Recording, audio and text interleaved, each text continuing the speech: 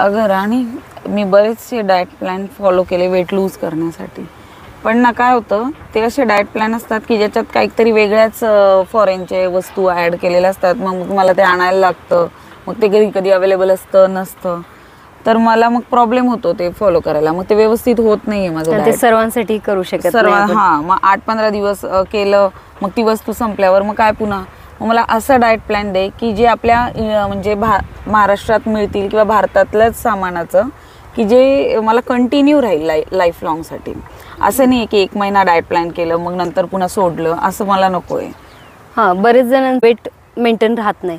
तर आपल्याला जसं वर्कआउट आपण रेग्युलर करतो तसं डाएट ही रेग्युलर फॉलो करणं महत्त्वाचं आहे. वेट लूजसाठी तर खूपच महत्त्वाचं आहे की कॅलरी डिपॉझिट डाएट घेणं महत्त्वाचं आहे आणि हायली न्यूट्रिशियस. तर मॉर्निंगला उठल्यानंतर आपण जसं पाणी पिलं, थोडंसं वॉर्म वॉटर घेऊ शकतो. त्याच्यामध्ये कधी तुम्ही हळदी टाकू शकता, एखाद्या दिवशी लेमन आणि हनी टाकू शकता, एखाद्या दिवशी प्लेन वॉटर घेऊ शकता किंवा दालचिनी वगैरे टाकून पण घेऊ शकतो.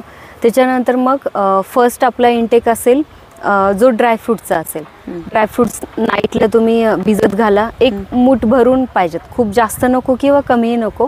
काळे मनुके, एखादं अंजीर आणि 4-5 हे बदाम वगैरे. 10 ते 11च्या दरम्यान आपल्याला एक फ्रूट खायचं आहे. तर मॉर्निंगचं आपलं ड्रायफ्रूटचं झालं इंटेक आणि त्याच्यानंतर फ्रूट खाल्लं.